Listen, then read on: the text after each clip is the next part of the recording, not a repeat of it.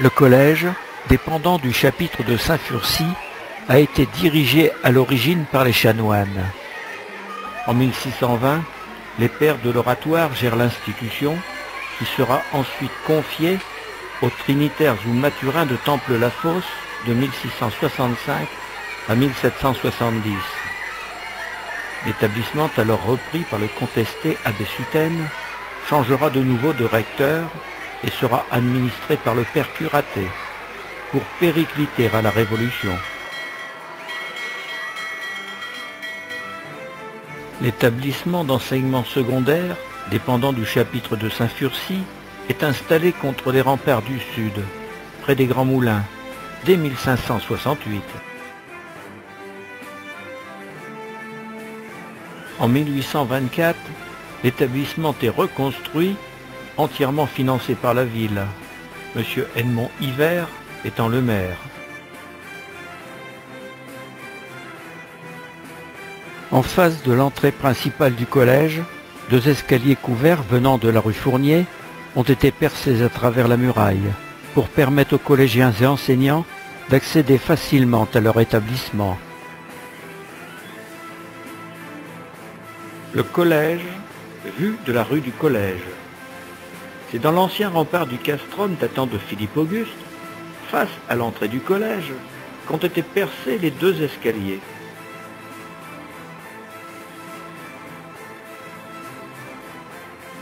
Le collège, vu de la rue Saint-Quentin-Capelle.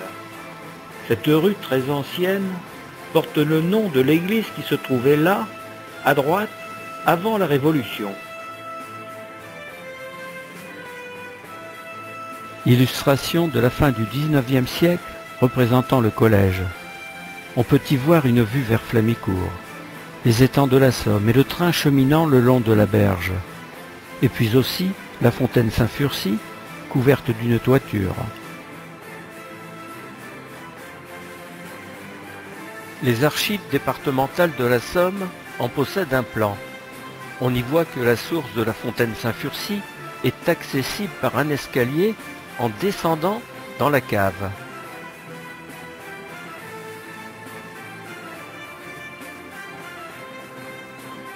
L'intérieur du collège. Photographie prise par Édouard Souillard vers 1900. Une salle de classe.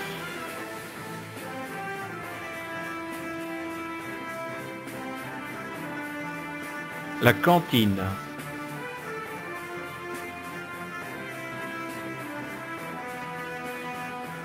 Le dortoir.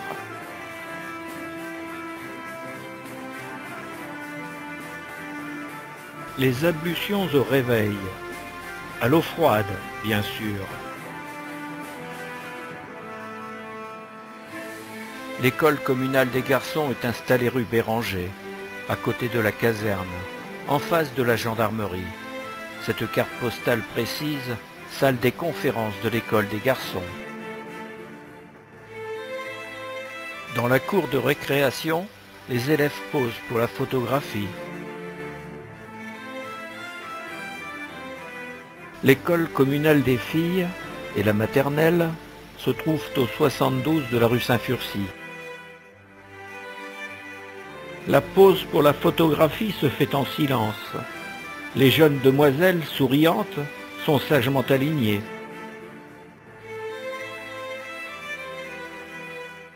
Chez les petits, à la maternelle, le silence aussi est de rigueur.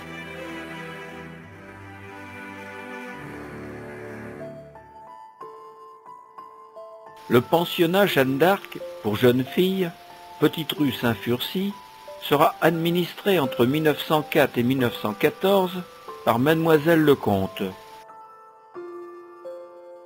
Cour intérieure du pensionnat.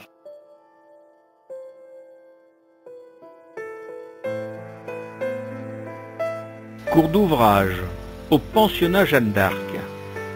Peut-être grâce à la clémence du temps, l'apprentissage de la couture et de la coupe ce jour se dispense dehors. Enseignement ménager au pensionnat Jeanne d'Arc. Aujourd'hui, 5 juin 1908, Le mets à préparer est une timbale de macaroni. La recette est écrite au tableau.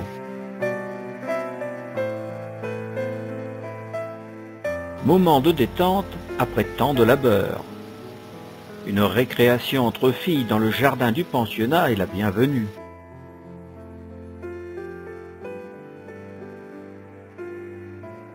Le pensionnat des Oblates, aussi appelé pensionnat Notre-Dame, est situé rue des Ursulines, en haut de la montagne de Brûle. L'établissement pour jeunes filles est tenu par Mademoiselle Duvinage.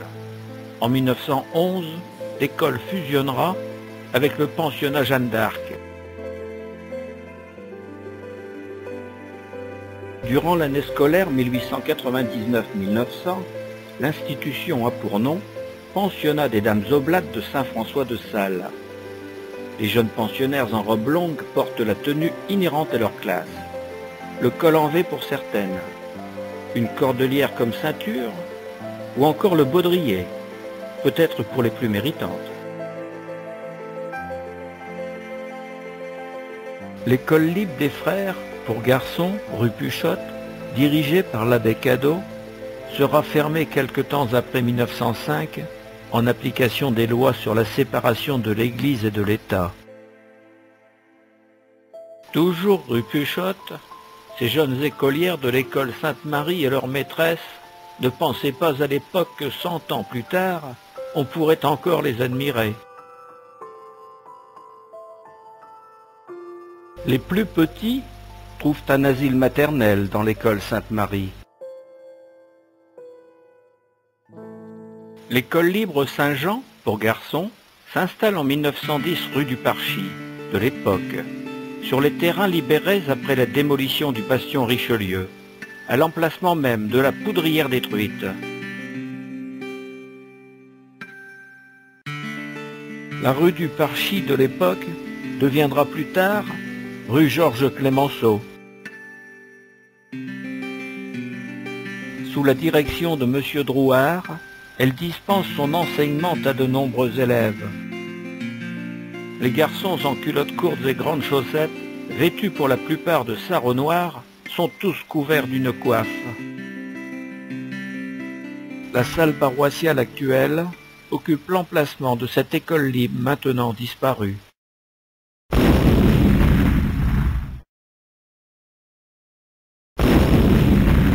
Comme le relate le chroniqueur perronnais Henri Douchet, alias Fassol, à la date du 2 septembre 1914, les collèges Jeanne d'Arc et des Oblates servent d'ambulance pour soigner les nombreux blessés des combats de Moulins, de Péronne et de la Maisonnette.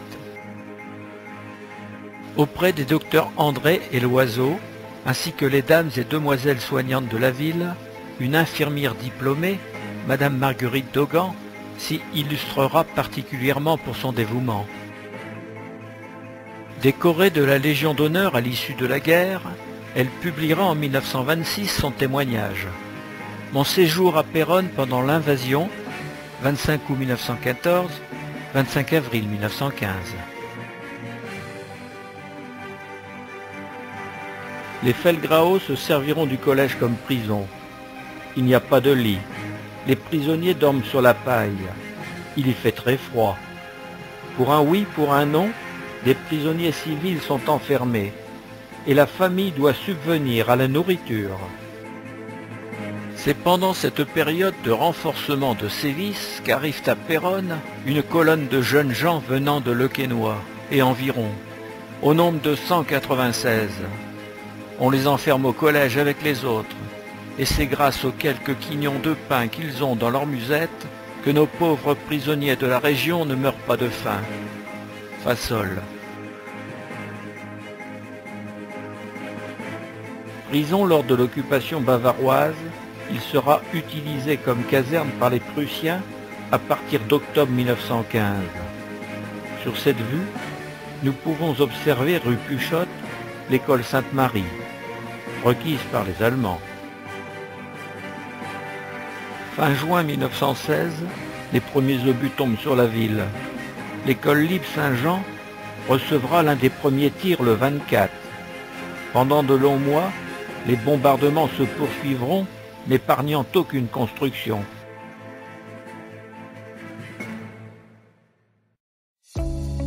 À l'issue de la guerre, comme tous les bâtiments de la ville, le collège est en ruine. Tous les établissements d'enseignement subiront le même sort. La rue du collège est devenue de fait la rue de l'ancien collège. Les gravats déblayés, le site partiellement sécurisé, le collège rouvrira le 5 avril 1921 dans des baraquements en bois qui serviront de salle de classe. En 1925, un incendie détruira en partie ces constructions provisoires et mettra une fin définitive à cet établissement d'enseignement qui aura perduré en ces lieux près de 400 ans. La décision est prise. Le collège ne sera pas reconstruit ici. Mieux, ce seront 2 collèges qui seront bâtis. L'un des 2 établissements publics accueillant des jeunes filles. De la place Saint-Furcy, nous découvrons ce qu'il reste dans la petite rue Saint-Furcy du pensionnat Jeanne d'Arc, jadis administré par Mademoiselle Lecomte. Le peintre officiel de l'armée britannique, Sir William Orpen, immortalisera en 1918 par 2 tableaux le porche du collège Jeanne d'Arc. Son 2e tableau, intitulé Adam and Eve in Péronne, représente ces 2 personnages sous ce même porche. Une paysanne française offre une pomme à un soldat britannique. Ils se tiennent tous les 2 sous le porche endommagé du collège de jeunes filles, devant des maisons détruites. Lui, totalement équipé, sac à dos et gamelle, s'appuie sur son fusil. Elle, un panier pendu à son poignet, vêtue d'un châle et d'un tablier blanc, lui tend une pomme. Le ciel bleu sombre, au-dessus des personnages, suggère une tempête. Cette même scène, Adam et Ève à Péronne, sera déclinée par une autre peinture où l'on voit la grande place détruite.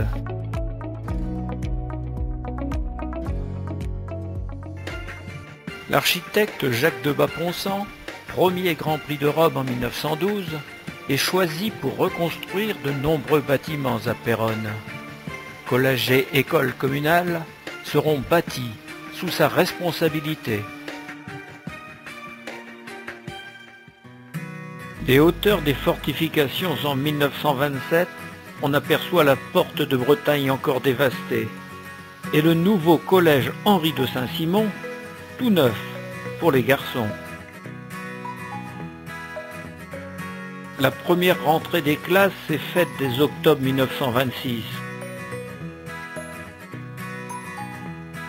Le collège Saint-Simon pour les garçons doit son nom à Henri de Saint-Simon, 1760-1825, né comte Claude-Henri de Rouvroy.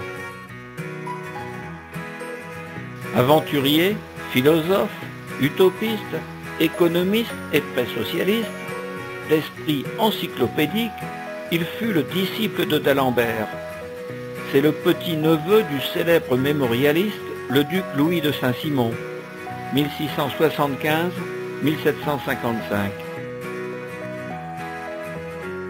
Pourquoi avoir donné le nom de Saint-Simon au collège? Présent à Péronne pendant la Révolution, sans contrainte, en raison de ses seules opinions et pour se défaire de son titre nobiliaire, il demanda au tribunal de la ville de lui changer son nom. Le tribunal entérina sa requête et le comte prit donc le nom qu'il avait privilégié, citoyen Claude-Henri Bonhomme. Édiles locaux et responsables d'académie choisissent le nom du fondateur du saint-simonisme comme nom de collège de Péronne. Pourquoi n'a-t-on pas respecté son choix patronymique? L'établissement d'enseignement secondaire aurait dû se nommer Collège Citoyen Claude-Henri Bonhomme.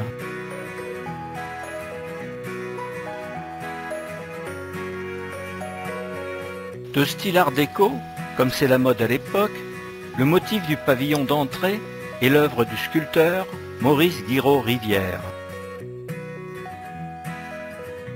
Derrière ces baies ouvragées, nous y trouvons la salle des fêtes. Le collège Béranger, vu des remparts de la porte de Bretagne. La cour de récréation est immense. Les bâtiments sont spacieux. Le collège de jeunes filles doit son nom à Pierre-Jean de Béranger, chansonnier, poète du peuple, 1780-1857, qui passa une partie de son enfance à Péronne. Le petit Parisien, Pierre-Jean de Béranger de Mersix, né le 19 août 1780, quitta la capitale dès les premiers troubles de la Révolution.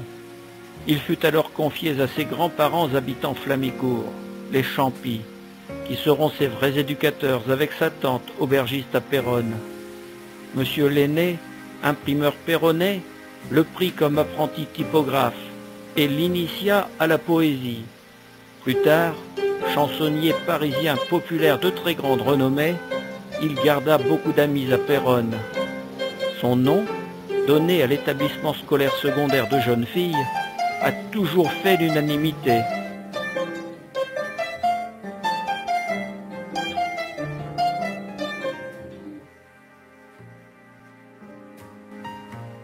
Le collège Béranger, vu de l'avenue d'Henicourt. La première rentrée scolaire eut lieu comme pour Saint-Simon, en octobre 1926. En voici un carnet de notes.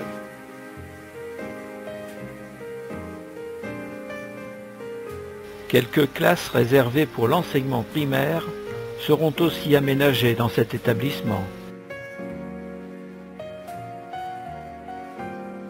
Le collège Béranger, vue de la cour de récréation. Façade du gymnase.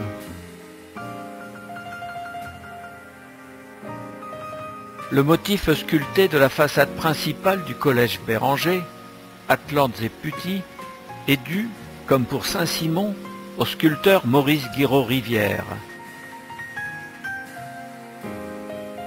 En l'année scolaire 39-40, Jean-Pierre et Lucien sont potagers internes au collège Saint-Simon. Ils arborent fièrement l'uniforme réglementaire obligatoire. Marcel Souillard photographiera les deux frères.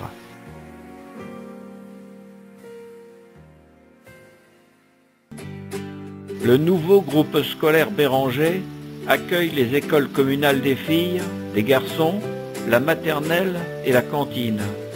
La première rentrée scolaire a eu lieu le 3 janvier 1927. Un mur, au milieu de la cour de récréation, partage l'établissement en deux écoles distinctes et sépare les filles des garçons.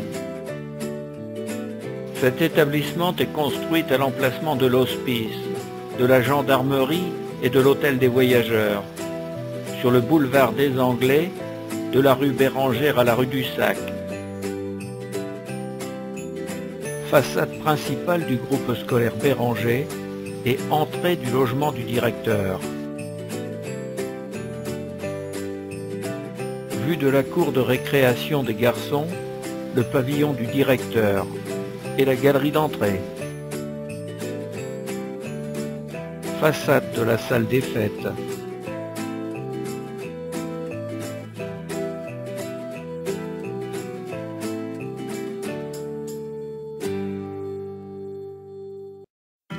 Toujours sur le boulevard des Anglais, mais plus à l'ouest, à l'angle de la rue Puchotte, jouxtant l'ancienne poudrière de Port-le-Roi, le nouveau pensionnat Jeanne d'Arc s'installe dans des baraquements provisoires d'après-guerre sur le terrain de l'école Sainte-Marie disparue. Suite à un différend sérieux, Mademoiselle Lecomte, directrice, propriétaire du nom pensionnat Jeanne d'Arc, ouvre un cours particulier rue Charles Boulanger et interdit à son ancienne adjointe restée sur place d'utiliser le patronyme. L'établissement reconstruit en dur prendra alors le nom de Pensionnat du Sacré-Cœur. Cette photographie de l'année 1936-1937 nous présente le groupe Saint-André au pensionnat du Sacré-Cœur. À gauche de la directrice, nous y voyons l'archiprêtre Accard, le grand investigateur du renouveau de l'école chrétienne de Péronne.